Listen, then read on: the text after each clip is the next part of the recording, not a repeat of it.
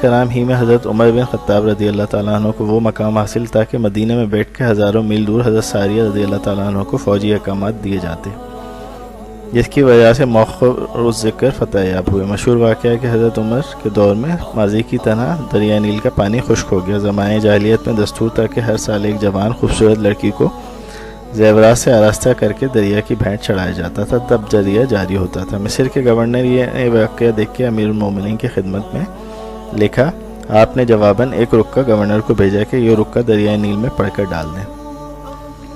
اس رکے پہ یہ تحریر تھا، اے پانی اگر تو اپنی مرضی سے رکا ہے تو جاری نہ ہو، اگر خدا کے حکم سے رکا ہے تو عمر کہتا ہے کہ جاری ہو جا۔